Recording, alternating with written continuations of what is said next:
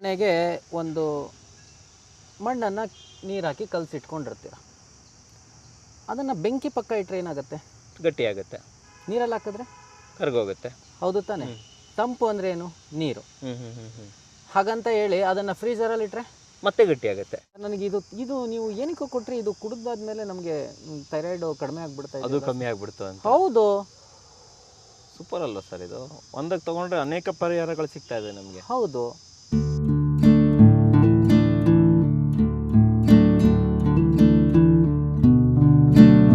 ಸಮಸ್ತ ಕನ್ನಡಿಗರಿಗೆ ನಮಸ್ತೆ ಮಾಡ್ತಿರುವಂಥ ನಾನು ನಿಮ್ಮ ಕನ್ನಡಕವರ ಬಂದಿನೊಂದು ಹೊಸ ವಿಡಿಯೋ ಜೊತೆ ಒಂದು ಹೊಸ ಆರೋಗ್ಯದ ಇನ್ಫಾರ್ಮೇಷನ್ ಜೊತೆ ವಿಕ್ರಮ್ ಸರ್ ಜೊತೆ ಸೇರ್ಕೊಂಡ್ಬಿಟ್ರೆ ಒಳ್ಳೆ ಟಾಪಿಕ್ಗಳನ್ನು ತೊಗೊಂಡು ಬರ್ತಾನೆ ಇರ್ತೀನಿ.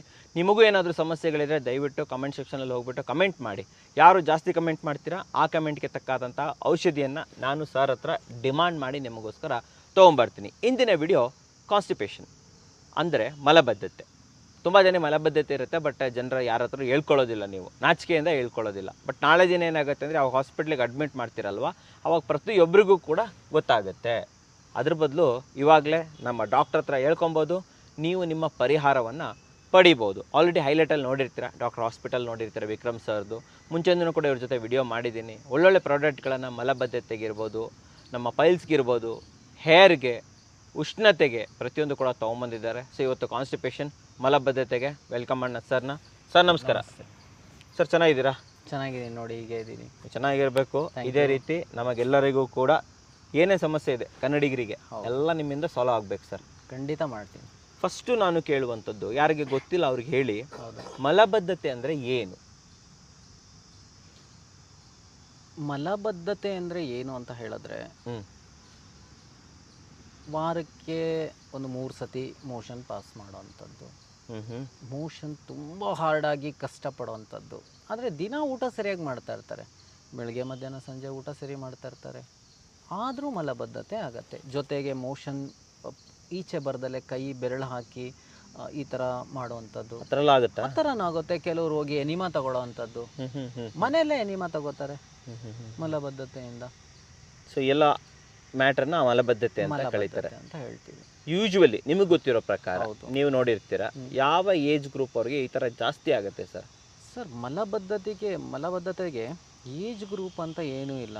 ನಾನು ನೋಡಿರೋ ಪ್ರಕಾರ ಈಗಾಗಲೇ ಪೈಲ್ಸ್ ಮಲಬದ್ಧತೆಯಿಂದ ಬರುತ್ತೆ ಅಂತ ನಮಗೆ ಗೊತ್ತಾಗಿದೆ. ಹೇಳಿದ್ದೀರಾ? ಹೌದು. ಚಿಕ್ಕ ಮಕ್ಕಳಿಗಂತೂ ಕಾಮನ್ ಸರ್. ಈಗ ಈ ಒಂದು 2 ತಿಂಗಳು ಮಗುಗೆ ಮೋಷನ್ ಆಗಿಲ್ಲ ಸರ್, 20 ದಿನ ಆಯಿತು, 10 ದಿನ ಆಯಿತು, ಈಗ ಹಾಸ್ಪಿಟ್ಲಿಗೆ ಕರ್ಕೊಂಡು ಹೋಗ್ತಾ ಇದ್ದೀವಿ ಅಂತ ಹೇಳ್ತಾರೆ. ಇದಕ್ಕೆ ನಿರ್ದಿಷ್ಟವಾದ ಏಜ್ ಅಂತ ಏನೂ ಇಲ್ಲ.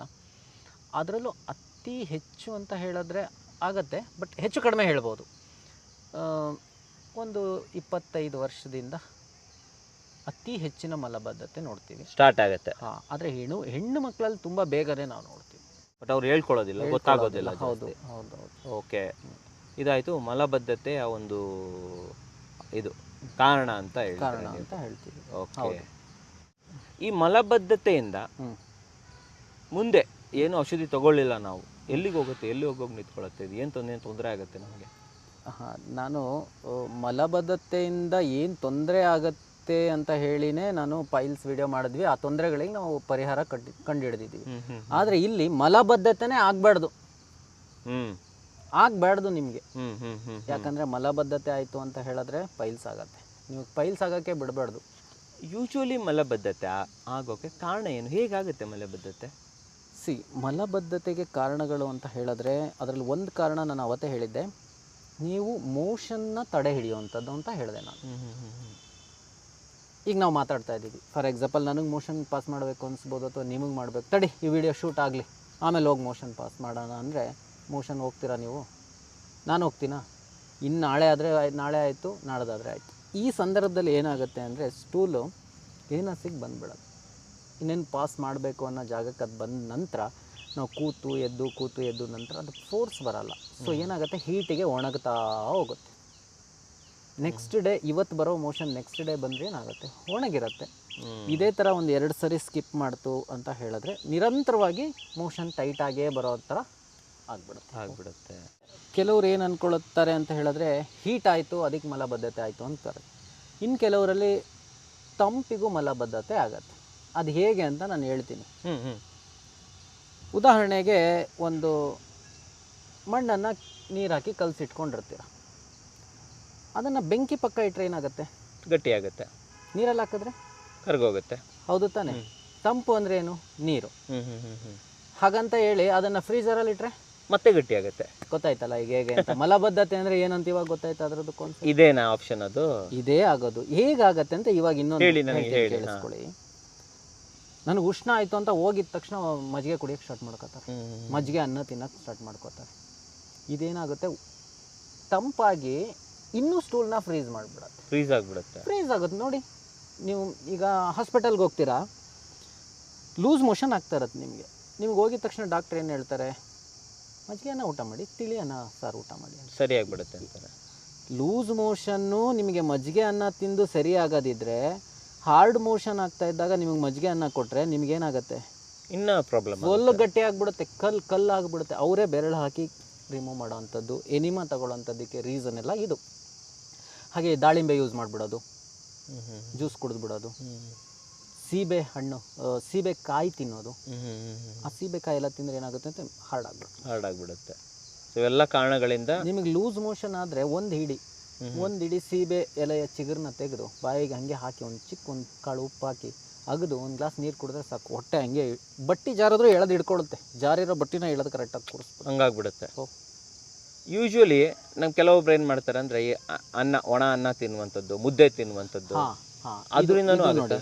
ಖಂಡಿತ. ಈಗ ಈ ಕಡೆ ನಮ್ಮ ಉತ್ತರ ಕರ್ನಾಟಕದ ಕಡೆ ಜೋಳದ ರೊಟ್ಟಿ ಅಂತ, ಇನ್ನೊಂದು ಮುದ್ದೆ, ಜೋಳದ ಮುದ್ದೆ, ಆಮೇಲೆ ಮುದ್ದೆ ತಿನ್ನೋದು. ಹೇಗೆ ತಿಂದ್ಬಿಡ್ತೀರಾ ಮುದ್ದೆ ಅಂತ ಹೇಳಿದ್ರೆ, ಸರ್ ಇದೊಂದು ಪ್ಯಾಕೆಟಲ್ಲಿ ಇಷ್ಟು ಔಷಧಿ ಇದೆ ಅಂದರೆ, ಒಂದು ಪಾವು ಅಕ್ಕಿ ಕುಕ್ಕರಲ್ಲಿ ಹಾಕಿ ಅನ್ನ ಮಾಡೋಕ್ಕೆ 2 ಗ್ಲಾಸ್ ನೀರು ಬೇಕಾಗತ್ತೆ. ಹೌದು. ಹಾಗಾದರೆ ಇಷ್ಟು ದಪ್ಪ ಒಂದು ಮುದ್ದೆಗೆ ನಿಮ್ಗೆ ಎಷ್ಟು ಗ್ಲಾಸ್ ನೀರು ಬೇಕು? ಅದಕ್ಕಿಂತ ಜಾಸ್ತಿ, ಡಬಲ್ ಬೇಕು. ಹೌದು. ನೀವೇನು ಮಾಡ್ತೀರಾ? ಇಷ್ಟು ದಪ್ಪ ಮುದ್ದೆನ 50 ml ಸಾರಲ್ಲಿ ತಿಂತೀರಾ, ಅರ್ಗುತ್ತಾ? ಒಂದೇ ಸೌಟ್ ಸಾರು ಹಾಕೊಂಡು ತಿಂದ್ಬಿಡ್ತೀವಿ, ನುಂಗ್ಬಿಡ್ತೀರಾ ಚೆನ್ನಾಗಿ. ಎಲ್ಲಿ ಮೋಷನ್ ಬರುತ್ತೆ? ಅದಕ್ಕೆ ವಾಟರ್ ಬೇಡವಾ? ವಾಟರ್ ಇಂಟೇಕ್, ಫೈಬರ್ ಬೇಡವಾ ನಿಮಗೆ? ಫೈಬರು ವಾಟರ್ ಬೇಕೇ ಬೇಕು.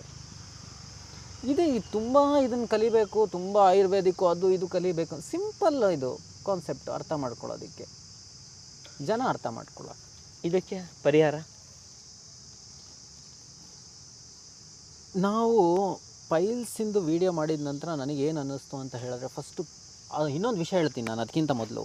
ಈ ವರ್ಷ ಅತಿಯಾದ ಉಷ್ಣದಿಂದ, ಅರ್ಥ ಆಯ್ತಾ, ನನ್ನಲ್ಲಿ ಇಷ್ಟು ಜನ ಪೈಲ್ಸ್ ಪೇಷಂಟ್ ಬಂದಿದ್ದಾರೆ ಅಂತ ಹೇಳಿದ್ರೆ, ಈ ಆಚೆ ವರ್ಷ ತೊಗೊಂಡಿದ್ರಲ್ಲ 2 ವರ್ಷದ ಹಿಂದೆ, ಸರ್ ಈ ವರ್ಷ ಬಿಸಿಲಿಗೆ ಬಂದ್ಬಿಟ್ಟಿದೆ, ನಮಗೆ ಔಷಧಿ ಕೊಡಿ ಮತ್ತೆ ಬಂದಿದ್ದಾರೆ ಸರ್. ನೀವೇ ನೋಡ್ತಿರಲ್ಲ ಎಷ್ಟು ಉಷ್ಣ ಇದೆ ಅಂತ. 40 ಡಿಗ್ರಿ. ನನಗೆ ಅವಾಗ ಅನಿಸಿದ್ದು ಒಂದೇ ಒಂದು, ನಾವು ಅವಾಗ ಸುಮಾರು ಪೈಲ್ಸಿಗೆ ಔಷಧಿ ಅಂತ ಹೇಳಿದ್ರೆ 1,000 ದಿಂದ 2,500 ಔಷಧಿ ಕೊಟ್ಟಿದ್ದೀವಿ. ನನಗೆ ಏನು ಅನ್ನಿಸ್ತು ಅಂತ ಹೇಳಿದ್ರೆ, ಇಷ್ಟು ಔಷಧಿ ಕೊಡೋದೇ ಬೇಡ, ಮೊದಲು ಕಾನ್ಸ್ಟಿಪೇಷನ್ನ ತಡೆ ಹಿಡಿಬೇಕು, ಅದಾದರೆ ತಾನೇ ನಿಮಗೆ ಪೈಲ್ಸ್ ಆಗೋದು. ಅದಕ್ಕೆ ದುಡ್ಡು ಜಾಸ್ತಿ ಖರ್ಚು ಮಾಡಬೇಕು. ಅದಕ್ಕೆ ಇದನ್ನು ತಡೆ ಹಿಡಿಬೇಕು ಅಂತಲೇ ನಾನು ನಮ್ಮ ನಾಟಿ ಔಷಧಿಯಲ್ಲಿ ನಾನು ನಮ್ಮ ಡಾಕ್ಟರ್ ಹರ್ಷಿತಾ ಅವ್ರ ಜೊತೆ ಸೇರಿ ಒಂದು ಉತ್ತಮವಾದ ಒಂದು ಚೂರ್ಣವನ್ನು ಪ್ರಿಪೇರ್ ಮಾಡಿದ್ದೀವಿ. ಚೂರ್ಣ ರೆಡಿ ಮಾಡಿದ್ದೀವಿ. ಯಸ್, ತಗೊಳ್ಳಿ ಸರ್, ಇದನ್ನ ತೋರಿಸ್ಬಿಡೋಣ ನಮ್ಮ ವೀಕ್ಷಕರಿಗೆ. 2 ಸೇಮ್ ಅಲ್ವಾ ಸರ್? ಇದು ಇಲ್ಲ, ಇದು ಸ್ವಲ್ಪ ಇದು ವಾತಪಿತ್ತ ಕಫ ದೋಷಕ್ಕೆ ಕೊಡುವಂಥದ್ದು ಇದು ಈ ಚೂರ್ಣ. ಬಟ್ ಮೇಯ್ನ್ ಇದೇ ಮೇಯ್ನ್. ಇದರಲ್ಲಿ ನಿಮಗೆ ಡಿಫ್ರೆನ್ಸ್ ಗೊತ್ತಾಗಲಿ ಅಂತ ಟೀ ಅಂತ ಬರೆದಿದ್ದೀವಿ, ಆಯಿತಾ? ಇದೇ ತುಂಬ ಅವಶ್ಯಕತೆ ಇರುವಂತಹ, ಕಾನ್ಸ್ಟಿಪೇಷನಿಗೆ ಅವಶ್ಯಕತೆ ಇರುವಂತಹ ಒಂದು ಚೂರ್ಣ. ಏನೇನಿದೆ ಇದರೊಳಗಡೆ ಇಂಗ್ರೀಡಿಯೆಂಟ್ಸ್ ತಿಳ್ಕೊಬೋದಾ? ಕೆಲವೊಂದು ಹೇಳಿ, ನಮಗೆ ಅರ್ಥ ಆಗುತ್ತೆ. ಆಯ್ತು ಹೇಳ್ತೀನಿ. ಇದರಲ್ಲಿ ನಾವು ಮೊದಲನೇದಾಗಿ ಇಂಗ್ರೀಡಿಯೆಂಟ್ಸ್ ಏನು ಯೂಸ್ ಮಾಡಿದ್ದೀವಿ ಅಂತ ಹೇಳಿದ್ರೆ, ಅಲೋವೆರಾ ಪೌಡರ್, ನನ್ನಾರಿ, ಹಾಗೆಯೇ ಬಾಳೆಯ ದಿಂಡಿನ ಪೌಡರ್, ಬಾಳೆಯ ಹೂವಿನ ಪೌಡರ್, ದಾಳಿಂಬೆಯ ಚೂರ್ಣ, ಆನಂತರ ಮುಟ್ರುಮುಳಿ ಸೊಪ್ಪು ಅಂತ ಬರುತ್ತೆ ಗೊತ್ತಲ್ಲ, ಮುಟ್ಟಿದರೆ ಮುನಿ, ಹೌದು, ಅದು. ಇನ್ನು ಇದ್ರ ಜೊತೆಗೆ ಇನ್ನೂ 7ರಿಂದ ಒಟ್ಟು ಇದರೆಲ್ಲ ಹಾಕಿರ್ತಕ್ಕಂತಹ ನಾವು ಒಂದು ಗಿಡಮೂಲಿಕೆಯ ಚೂರ್ಣ ಎಷ್ಟು ಅಂದರೆ 14 ರೀತಿಯ ಗಿಡಮೂಲಿಕೆ ಚೂರ್ಣವನ್ನು ಹಾಕಿದ್ದೀವಿ. 14 ರೀತಿಯ. ಅದು ಹಾಕಿ ಪ್ರಿಪೇರ್ ಮಾಡಿರುವಂಥದ್ದು. ಮಾಡಿದ್ದೀವಿ ಸರ್, ಇಷ್ಟೊಂದು ಇಂಗ್ರೀಡಿಯೆಂಟ್ಸ್ ಯೂಸ್ ಮಾಡಿದ್ದೀರಾ ಅಂತ. ಹೌದು. ಲೈಕ್ ನಿಮ್ಮ ಆ್ಯಕ್ಚುಲಿ ಯಾವತ್ತೂ ಕೂಡ ಮಲ್ಟಿಪರ್ಪಸ್ ಔಷಧಿ ಮಾಡೋದು ನೀವು. ಒಂದು ಮಾಡಿದ್ರೆ ಇನ್ನೊಂದಕ್ಕೂ ಉಪ್ಪು ಕೂಡ ಉಪಯೋಗ ಆಗುತ್ತೆ. ಸೊ ಇದು ಓನ್ಲಿ ಕಾನ್ಸ್ಟಿಪೇಷನ್ಗೆ ಮಾತ್ರನಾ ಅಥವಾ ಇನ್ನು ಬೇರೆ ಎಫೆಕ್ಟ್ ಮೇಲೂ ಎಫೆಕ್ಟ್ ಆಗುತ್ತಾ ಇದು? ಹೇಳ್ತೀನಿ.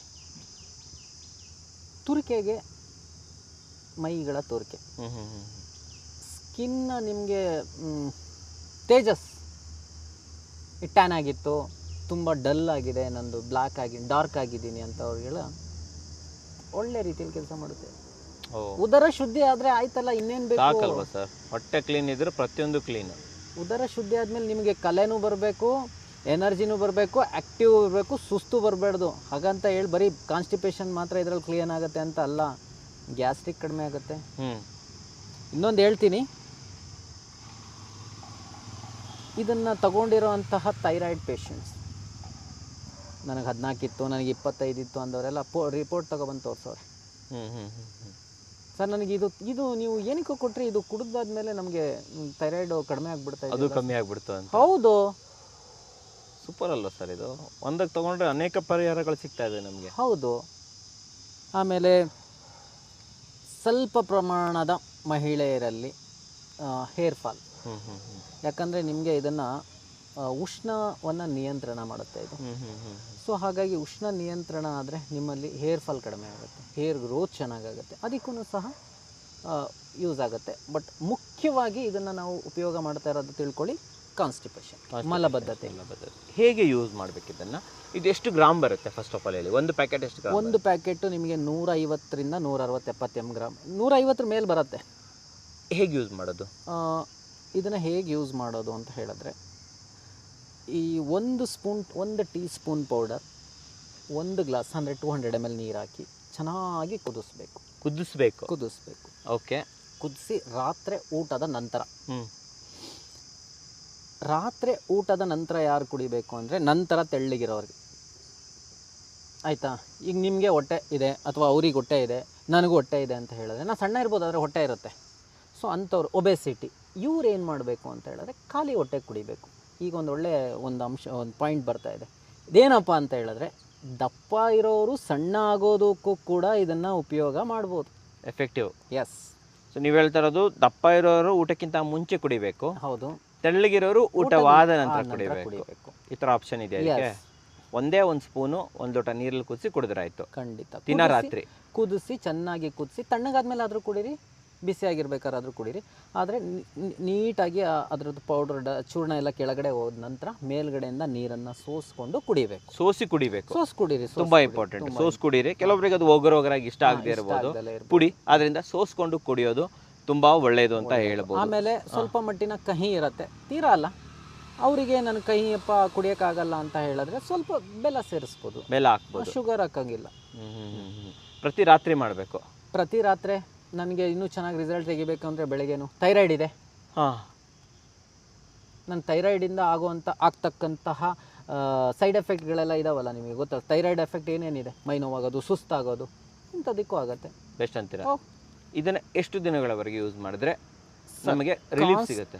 ಕಾನ್ಸ್ಟಿಪೇಷನಿಗೆ ಅಂತ ಹೇಳಿದ್ರೆ ನಿಮಗೆ 1 ಪ್ಯಾಕೆಟೋ ಅಥವಾ 2 ಪ್ಯಾಕೆಟ್ ತಗೊಂಡ್ರೆ ಸಾಕಂತೀರಾ? ಸಾಕಷ್ಟೇನೆ. 2 ಪ್ಯಾಕೆಟ್. ಆದರೆ ಥೈರಾಯ್ಡ್ ಇರೋಂಥ ಅವರು ಒಂದು 3 ತಿಂಗಳಿಂದ 4 ತಿಂಗಳು ತಗೋಬೇಕಾಗತ್ತೆ, ಥೈರಾಯ್ಡ್ ಇರೋರು. ಎಸ್.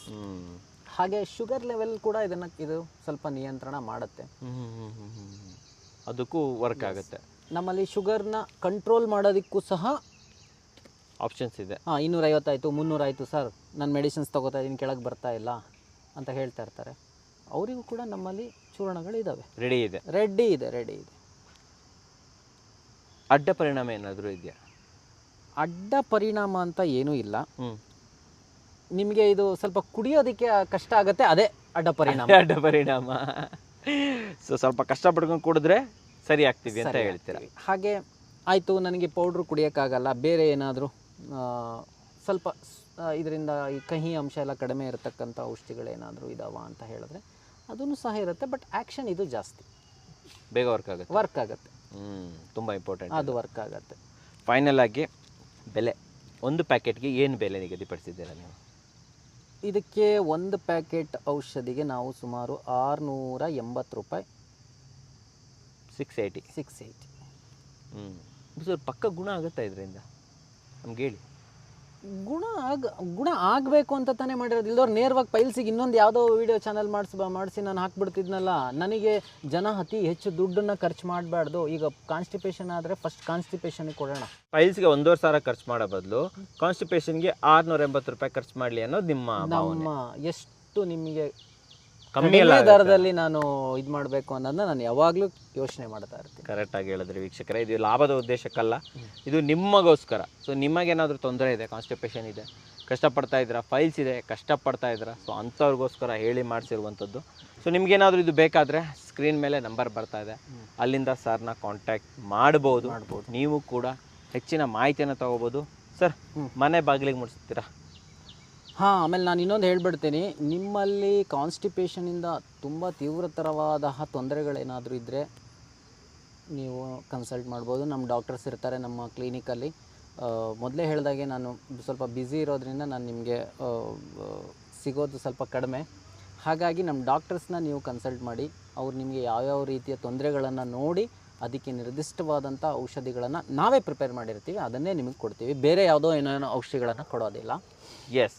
ಇದ್ರ ಜೊತೆಗೆ ಅತಿಯಾದಂತಹ ಈ ವರ್ಷ ಪೈಲ್ಸ್ಲಿಂದ ಬಳಲ್ತಾ ಇರೋವಂಥವ್ರು ನಮ್ಮ ಕನ್ನಡ ಕುವರ ಅವ್ರ ಚಾನಲಲ್ಲಿ ಹಳೆ ವಿಡಿಯೋ ಇದೆ ನಮ್ಮದು. ಅದಕ್ಕೆ ಇನ್ನೊಂದು ಹೊಸ ವಿಡಿಯೋ ಮಾಡಬೇಕು ಅಂತ ಇಲ್ಲ, ಅದನ್ನು ವೀಕ್ಷಣೆ ಮಾಡಿ.